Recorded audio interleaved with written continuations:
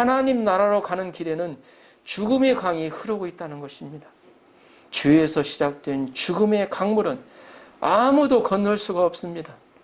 부처도 마호메도 공자도 부자로 알려진 빌 게이츠도 일론 머스크도 건널 수 없다는 것입니다. 그런데 예수님은 십자가에 죽으시고 십자가에서 죽으시고 부활하심으로 그 죽음의 강물을 멈추셨습니다. 멈추게 하셨습니다. 인간으로 오셔서 하나님 나라로 가는 다리를 놓으셨습니다. 그래서 누구든지 어때요? 예수 그리스도를 믿으면 나의 구원자로 믿으면 어때요? 구원을 얻는다고 그랬잖아요. 오늘은 하나님 나라 가는 길 되시는 예수님이란 제목으로 말씀의 은혜를 나눕니다.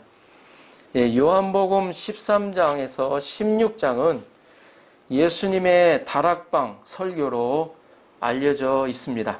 그 중에서도 13장은 여러분들이 잘 아시는 것처럼 최후의 만찬 장면이 나옵니다. 예수님의 제자들의 발을 씻기시는 장면이 나와요. 그런데 13장 이후에 14장 1절에 제자들의 마음에 근심이 생겼습니다. 예수님이 십자가에 죽으시고 떠나신다는 말씀을 하셨기 때문입니다. 예수님은 근심하는 제자들에게 하나님을 믿으라고 말씀하시고 하나님의 나라에 대하여 말씀하여 주셨습니다. 그리고 예수님 자신이 그 하나님 나라에 갈 수 있는 유일한 길이 되심을 말씀하여 주십니다.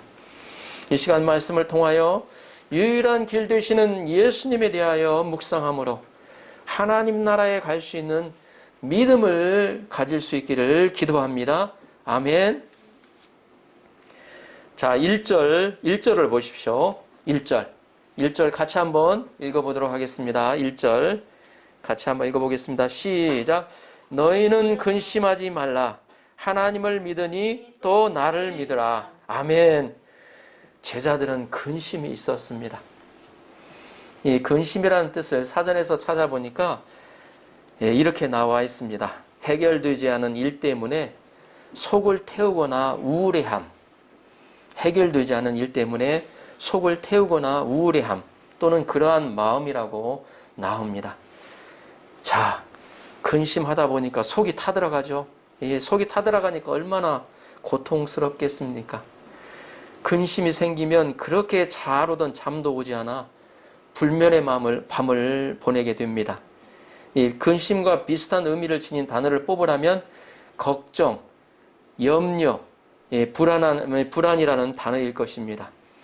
이 14장에서 16장까지 그러니까 예수님이 십자가에서 죽으신다는 말을 듣고 14장에서부터 16장까지 다락방 그 설교를 보면 이 근심이라는 말이 7번이나 나와요. 심지어 16장 6절에는 제자들의 마음에 근심이 가득하였도다라고 기록하고 있습니다. 이 일본의 성경에 보니까 제자들의 어때요? 간하심이, 슬픔이 굉장히 가득하였다고 기록하고 있습니다. 이를 보면 근심, 걱정, 염려, 불안이라는 것이 끊임없이 우리를 괴롭힌다는 것을 알 수가 있습니다. 제자들 속에서도 속 깊은 근심이 있었습니다. 왜 제자들에게 이런 근심이 생겼을까요? 바로 예수님이 십자가에서 죽으시고 제자들 떠나신다고 말씀하셨기 때문입니다. 기대가 크면 실망도 크다는 것처럼 크다는 말이 있죠. 사실 제자들은 예수님께 큰 기대를 가지고 예수님을 따랐습니다. 그래서 제자들은 모든 것을 버리고 예수님을 어때요? 쫓아왔어요. 그런데 그들의 주님이신 그들의 어때요? 가장 큰 기대를 이 예수님만 따라가면 된다 생각했던 그 예수님이 십자가에 죽으실 거라고 말씀하셨습니다. 어찌 이런 일이 그들에게 어때요? 그들의 마음속에 갑자기 어때요? 뭔가 기둥이라도 무너진 것처럼 근심이 찾아왔습니다. 더구나 어때요? 제자들은 예수님 따라가려고 하는데 너희들은 따라올 수 없다고 예수님이 또 말씀하셨습니다. 제자들은 죽으시고 그들을 떠나시려는 예수님으로 인해 불안해지고 두려워졌습니다. 어찌 보면 갑자기 이런 것과 비교할 수 있습니다.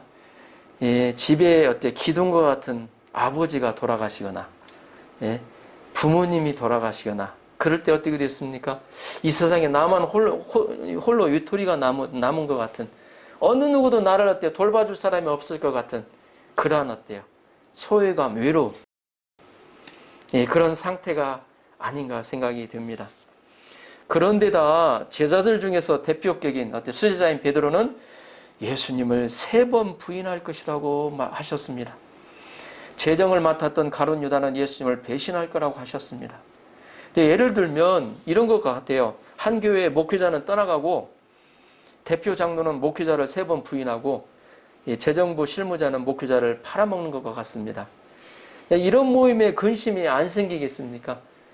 근심, 걱정, 염려, 이거 어떻게 될까 생기겠죠.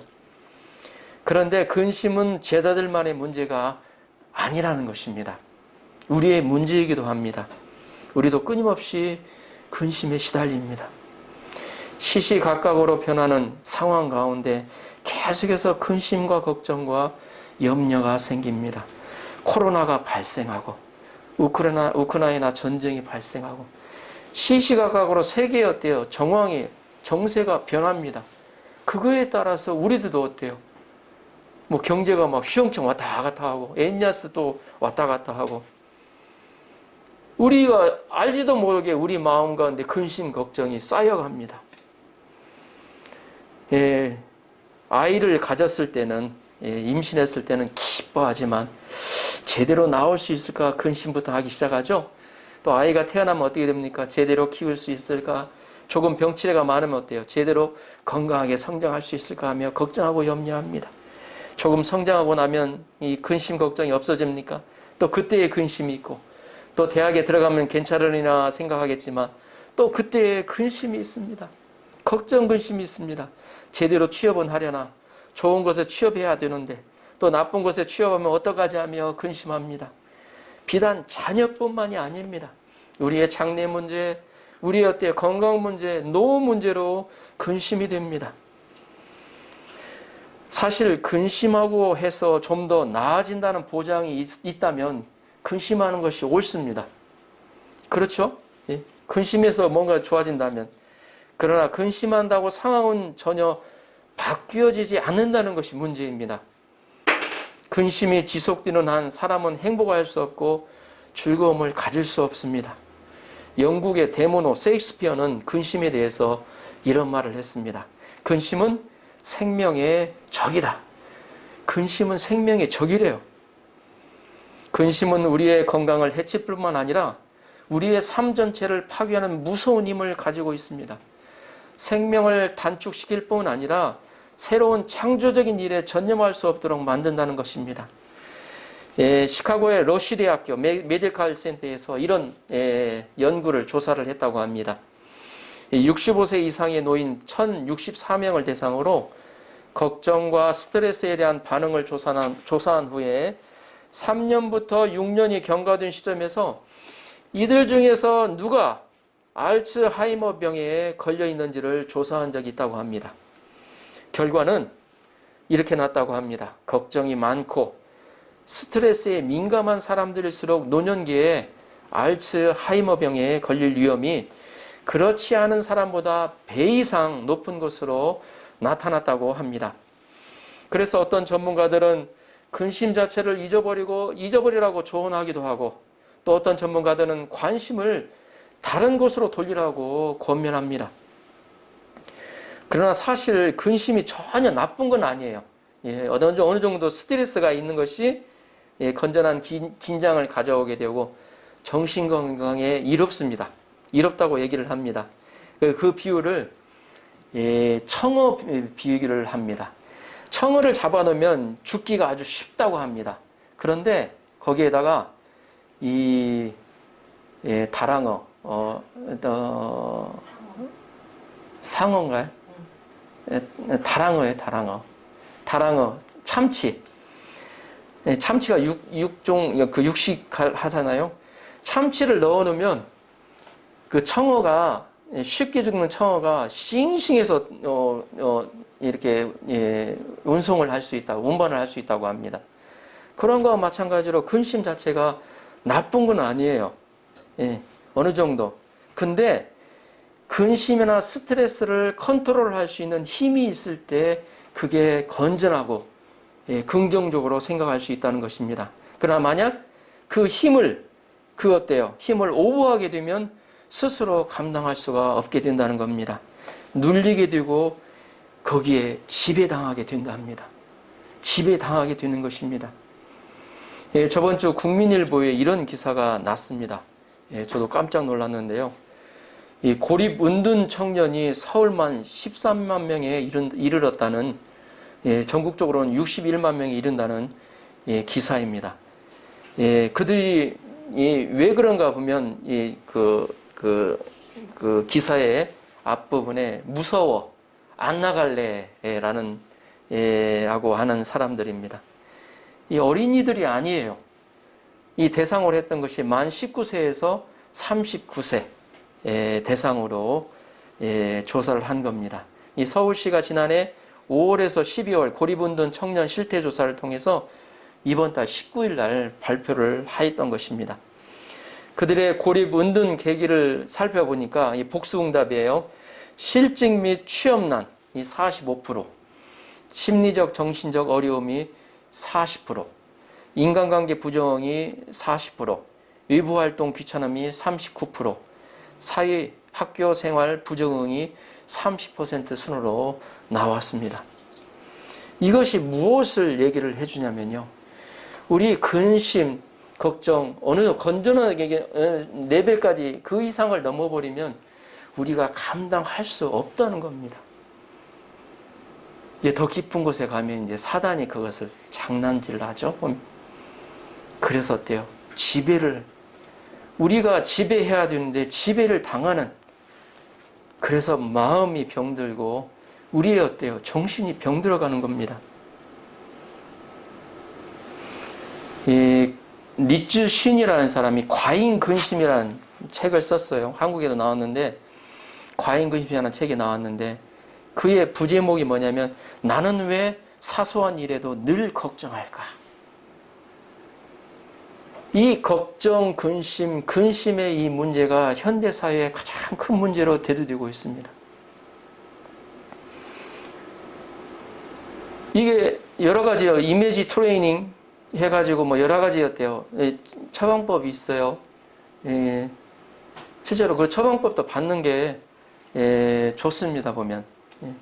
그런데 오늘 예수님은 어떤 말씀을 하시는가 보겠습니다. 그러면 예수님은 이런 근심 문제를 어떻게 해결하라고 하셨습니까? 지금부터 살펴보겠습니다.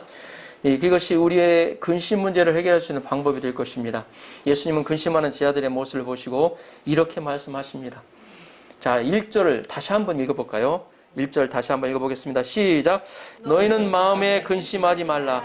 하나님을 믿으니 또 나를 믿으라. 아멘. 예수님은 근심하는 제자들에게 하나님을 믿으라, 또 나를 믿으라고 말씀하셨습니다. 예수님은 우리들의 근심하는 제자들에게 믿음 갖기를 원하셨다는 것입니다. 여기서 믿으라는 말은 영어로 보통 믿으라는 말은 believe나 trust로 번역이 됩니다. 이 believe는 어떤 의미를 가지고 있냐면 그의 사상과 말이 진실하다는 것이요, 존재를 믿는 것을 말합니다. I believe 그러죠. 보면 존재를 믿는 거예요. 그 다음에 trust는 어떤 의미가 있냐면 그를 신뢰하고 맡기는 것을 의미를 합니다. 또 어떤 trust라면 투자라는 의미도 있습니다. 근데 오늘 이 본문의 말씀은 믿으라는 말은 trust라고 NIV 성경에 표현이 되어 있습니다. 이건 뭐냐면 믿음은 신뢰하고 맡기는 거라는 것입니다. 그래서 하나님을 믿으라는 말씀은 너의 장래를, 너의 문제를 하나님께 맡기라는 것입니다. 너의 장래를 맡기고 너의 부모와 아내와 형제들을 맡기고 너의 자녀들을 맡기라는 것입니다. 누구에게요? 하나님께 맡기라는 것입니다. 하나님을 믿으라 하셨거든요. 또 나를 믿으라 하셨거든요. 그러면 하나님은 어떤 분이십니까? 과연 우리가 맡길 수 있는 분이십니까? 하나님은 천지를 창조하신 창조주가 되십니다. 전지전능하신 분이 되십니다. 창세기 1장에 보면 아무것도 없는 무에서 유를 창조하신, 만들어내신 분이십니다. 이 하나님은 또한 우리의 아버지가 되십니다. 이스라엘 사람들은 이 하나님을 절대적으로 믿었습니다. 하나님은 그들을 애굽 노예에서 나오게 하시고 바벨론 포로에서 돌아오게 하신 분이십니다. 또 하나님은 선한 뜻과 계획 가운데 역사하시는 분이십니다. 시편 23편을 보면 여러분들이 잘 아시죠? 암송하고 계신 분도 계실 텐데 다윗은 여호와 하나님을 선한 목자라고 고백하고 있습니다. 여호와는 나의 선한 목자라고. 그는 17살에 골리앗을 때려 눕히고 30살, 30살에 왕이 되기까지 죽을 고비를 많이 넘겼습니다.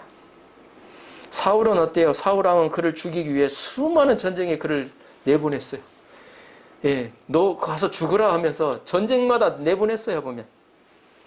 그런데 그의 고백이 무엇입니까? 시편 23편에 이렇게 기록되어 있습니다. 여호와는 나의 목자시니 내가 부족함이 없으리로다. 4절, 내가 사망의 음침한 골짜기로 다닐지라도 해를 두려워하지 않을 것은 주께서 나와 함께 하심이라. 주의 지팡이와 막대기가 나를 안위하시나이다. 6절, 내 평생의 선하심과 인자하심이 반드시 나를 따르리니 내가 여호와의 집에 영원히 살리로다. 아멘. 그 죽음의 수많은 고비 가운데서도 하나님을 바라봤어요. 나와 함께 하시는 하나님.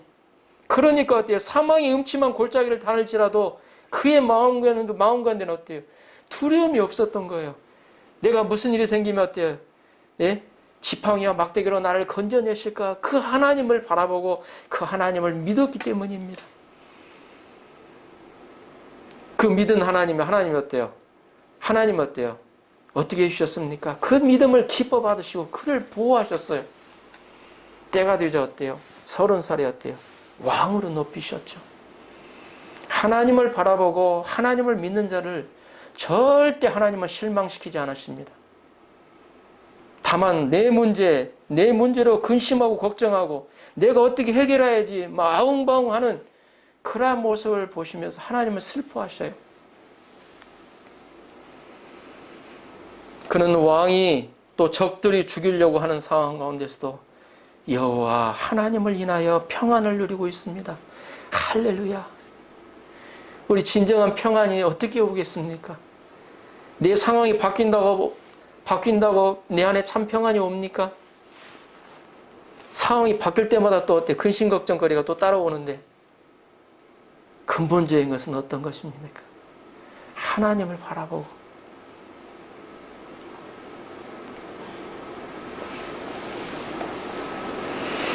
예수님은 먹고 마시는 문제로 고민하는 지하들에게 염려하지 말라고 말씀하셨습니다. 계신 너희 아버지께서 구하는 자에게 좋은 것으로 주시지 않겠느냐. 아멘. 누누이 이 말을 하고 있는 것은 뭐냐면 내가 너희의 아버지다는 거죠. 아버지라면 너희 책임져 준다. 하나님 어때요? 자녀를 보호하실 때 우리도 마찬가지잖아요. 예? 우리는 어때요? 이 시공간에 한계가 있어서 그러지만 자식의 특히나 어때요? 어린 자식을 둔 부모뿐만 아니라 동물들도 마찬가지예요. 동물들도 어떻게 합니까? 자기 자식이 어때요? 그 안전을 위해서 예? 맹수가 와도 달려들어요. 예? 지키기 위해서. 이런 부모의 마음을 한번 생각해 보라요. 하나님 이런 마음으로 너희들을 지킨다. 그러니까 하나님은 주무시지도 않으시고 졸지도 않으시고 너희를 지키신다는 거예요. 이걸 강조하고 계십니다. 그런데 어찌하여 염려하느냐 이 말입니다. 하나님을 믿으라. 너 굶어 죽게 안 한다 이 말이죠. 하나님을 믿으라. 또 나를 믿으라.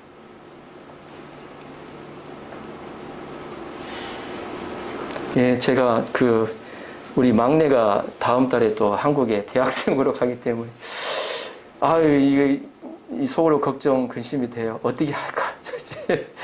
아무것도 모르니 막내를 그 한국에다 보내놓고 제가 또 어떻게 지낼까 걱정이 되는 겁니다. 여러분 오늘 말씀 딱 들어보니까 야 너 지금 뭐 하고 있니? 하나님이 저를 어때 꾸짖으시는 거예요. 보면 하나님을 믿으라. 다만 여기서 하나님께 맡기고 기도하기로 제 마음 가운데 마음을 추스렸습니다. 그렇게 해서 자 2절 3절을 보십시오. 2절 3절을 보십시오. 내 아버지 집에 거할 곳이 많도다. 그렇지 않으면 너에게 일렀으리라. 내가 너희를 위하여 거처를 예비하러 가노니 가서 너희를 위하여 거처를 예비하면 내가 다시 와서 너희를 내게로 영접하여 나 있는 곳에 너희도 있게 하리라. 아멘. 제자들의 근심은 현실적인 데서 온 것만은 아닙니다. 더욱 근원적인 문제가 있습니다. 제자들뿐만 아니라 모든 인류에게 근원적인 근심이 있습니다. 우리는 이 세상에 살다가 죽으면 어떻게 되는가? 많은 철학자들도 이거에 고민해요. 이 세상 살다 보면 다 이게 죽어가는데, 그러잖아요. 보면 먼 미래라고 생각하지만 언제 죽음이 올지 모르고 내 안에 이 죽으면 어떻게 되지 하는 어때요? 보이지 않게 마음을 속삭이게 근심이 있다는 것입니다. 성경에 보면 죄인은 죽으면 심판을 받는다고 기록되어 있습니다. 불과 유황으로 타는 못에 들어가 영원토록 고통해야 합니다. 이것이 우리의 근본적인 근심, 걱정, 염려예요. 사람들은 이것을 알든 모르든 깊은 곳에 죽은 후에 대한 근심이 있습니다. 농부가 일을 하다가 힘들면 허리를 펴면서 이렇게 말한다고 합니다. 아이고 사는 것이 뭔지. 이 말 속에는 살다가 죽은 후에 어떻게 되느냐는 근심이 들어있습니다. 예수님은 이런 근원적인 근심을 해결해 주시기 위하여 이 땅에 오셨습니다. 예수님은 제 아들을 위해서 거처를 예비하러 가십니다. 예수님은 죽으시고 부활하여 하나님 아버지 집에 거할 곳을 예비하러 가시는 것입니다. 그곳에 거할 것이 많다고 말씀하십니다. 이 거할 곳은 NIV 성경에 보면 many rooms라고 나옵니다. 킹 제임스 성경에는 many mansions라고 나옵니다. 요즘은 시큐어티 문제가 좀 관심을 많이 갖죠. 안전, 보장되는 보장성 보험이 인기를 얻고 있습니다. 저들도 예수님으로 인해 뭔가 보장받은 그런 마음이 있었을 것입니다. 그러나 예수님은 제자들에게 직장을 주시고 지상 왕국의 한 자를 주시는 것이 아닙니다. 유대인들에게 보호해 주시는 것이 아니었습니다. 예수님이 만약 집을 사주었다면, 제자들에게 집을 사주었다면 제자들은 한 시대에 있다가 그냥 어때요? 이름 모를 사람으로 사라졌을 것입니다. 예수님은 제자들에게 하나님 나라의 거처를 주시기를 원하셨습니다. 우리는 눈에 보이는 유형의 것을 원하지만 하나님은 눈에 보이지 않는 무형의 것, 그렇지만 눈에 보이는 것과도 엄청 비교할 수 없는 것을 주십니다. 집이 아닌 믿음을 주십니다. 그들에게 성령으로 함께하여 주십니다. 근본적으로 그들을 어때요? 성령으로 함께 하셔서 나를 위로하시고 나와 함께 하시면서 내 안에 어때요? 아버지 집을 어때요? 이루게 만들어 주신다는 것입니다. 이 성령님의 충만을 얻으면 그래서 하나님 나라가 그곳에 임한다고 그랬습니다. 그리고 예수님도 어때요?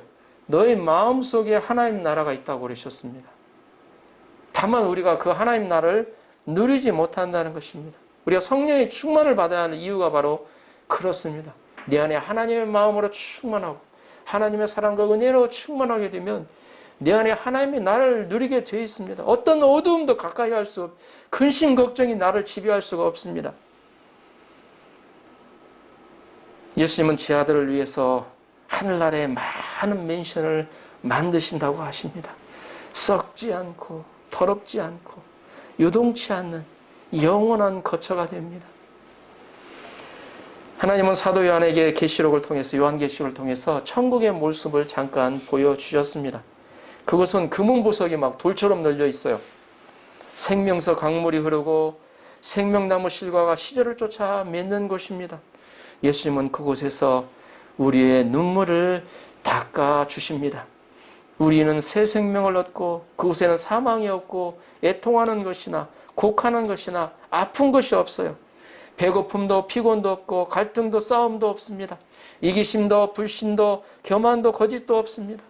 가룟 유다와 같은 배신도 베드로와 같은 부인할 것도 없습니다. 예수님의 모습이 해와 같이 빛나서 해와 달이 쓸데없는 곳입니다. 무엇보다 그것은 하나님이 영원히 함께 하시는 곳입니다. 예수님이 하늘에 올라가셨다가 다시 오십니다. 예수님은 제 아들을 영접하여 그들을 예수님이 있는 곳에 같이 있게 하신다는 것입니다. 그들의 마음에 거처를 삼으시고 성령으로 거하십니다. 제 아들은 하나님 나라에서 예수님과 함께 부활한 새 모습으로 영원히 살게 될 것입니다. 우리에게 이게 어때요? 소망이 되지 않겠습니까? 예수님은 하늘나라의 맨션을 우리에게 분양하여 주십니다. 다 예수 믿는 자들 어때요? 하늘의 만션을 어때요? 준비해 놓으시고 한 사람 한 사람 다 분양해 주신다는 겁니다. 예수 믿는 자들은 하늘나라에서 이런 무주택자의 슬픔이 사라집니다. 이런 하나님 나라의 맨션이 있으므로 근심할 필요가 없습니다.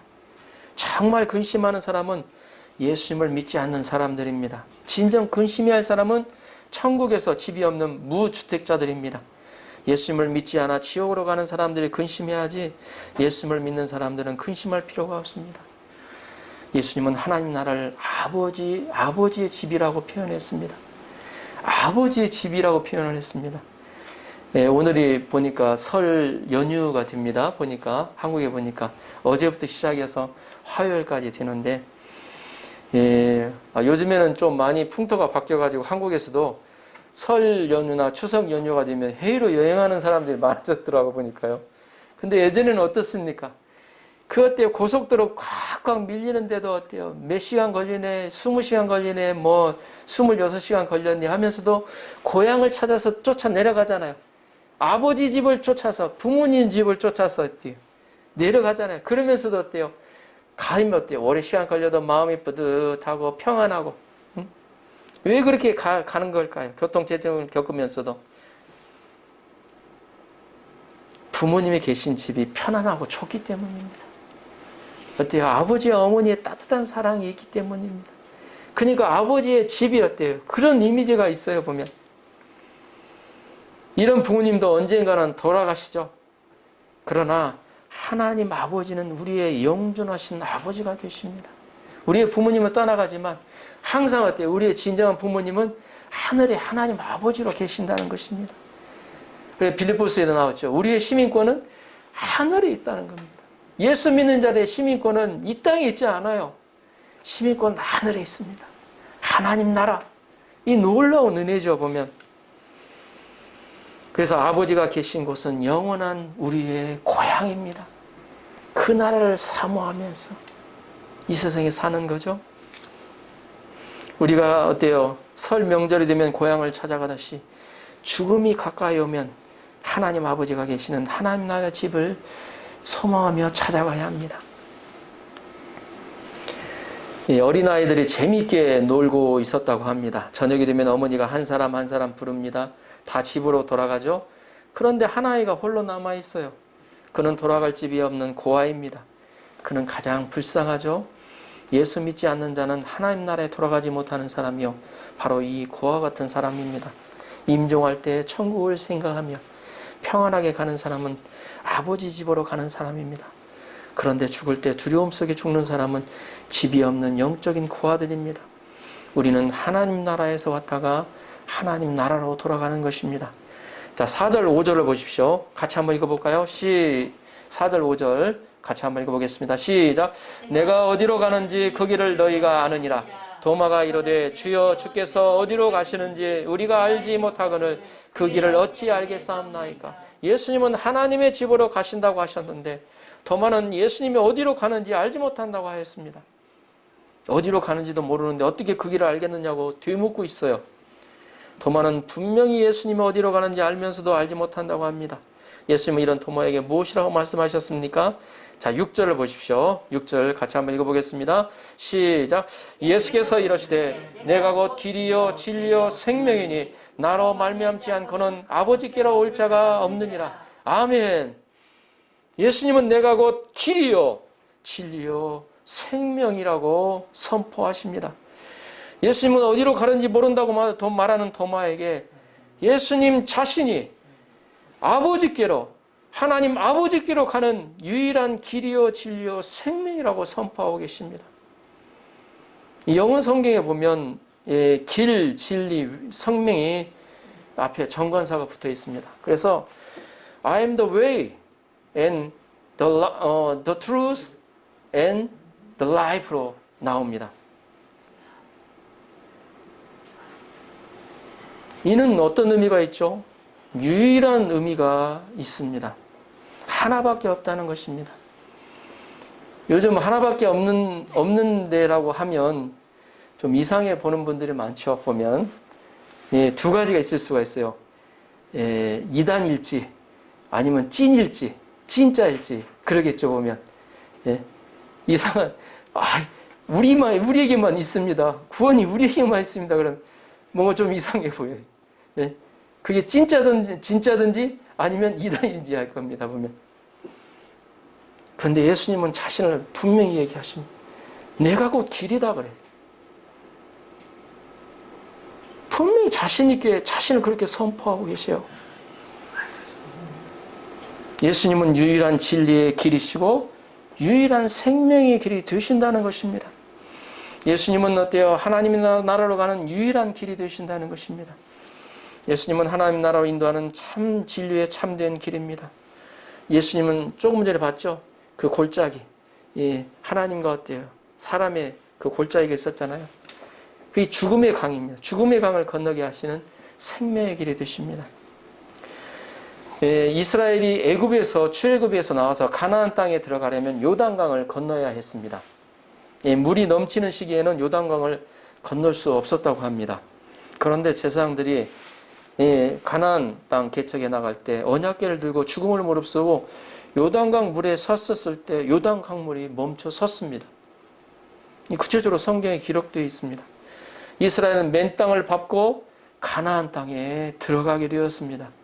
마찬가지로 우리가 하나님 나라로 가는 길에는 죽음의 강이 흐르고 있다는 것입니다. 죄에서 시작된 죽음의 강물은 아무도 건널 수가 없습니다.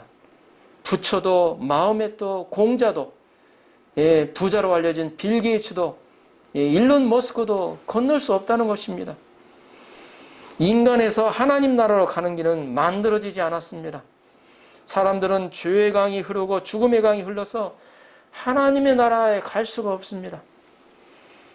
그런데 예수님은 십자가에 죽으시고 십자가에서 죽으시고 부활하심으로 그 죽음의 강물을 멈추셨습니다. 멈추게 하셨습니다. 인간으로 오셔서 하나님 나라로 가는 다리를 놓으셨습니다. 그래서 누구든지 어때요? 예수 그리스도를 믿으면 나의 구원자로 믿으면 어때요? 구원을 얻는다고 그랬잖아요. 그 다리를 건너서 하나님 나라로 가는 어때요? 특권이 나에게 은혜가 주어지는 겁니다. 새롭고 산 길을 만들어 놓으셨습니다. 예수님 십자가에서 죽음의 강물을 딛고 서자 죽음의 강물이 멈춰 섰습니다. 예수님은 하나님의 나라로 가는 다리가 되어주셨고 하나님 나라로 가는 새롭고 산 길이 되어주셨습니다. 그래서 예수님만이 우리의 유일한 길이 되십니다.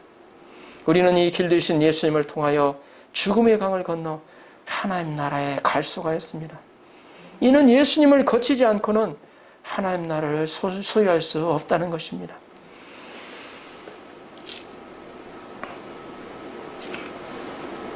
이 시간은 찬송가, 이 시간은 찬송가 부르기 전에 특별히 다시 한번 예수님, 구주 예수님을 영접하는 기도를 하는 시간을 갖도록 하겠습니다.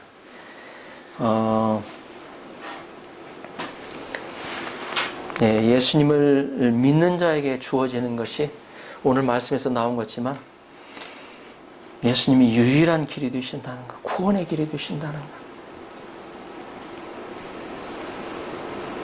그것이 오늘 처음 1절 말씀에서부터 연결이 됩니다.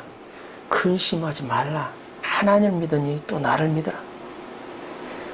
우리의 때 죄로 일어날 때 그 죽음 문제도 근심하지 말라고 하십니다. 왜? 내가 길이 되기 때문에 염려하지 말라. 걱정하지 말라. 그런 문제에 대해서 우리의 때 가장 근원적인 문제까지도 예수님한테 근심하지 말라고 하십니다.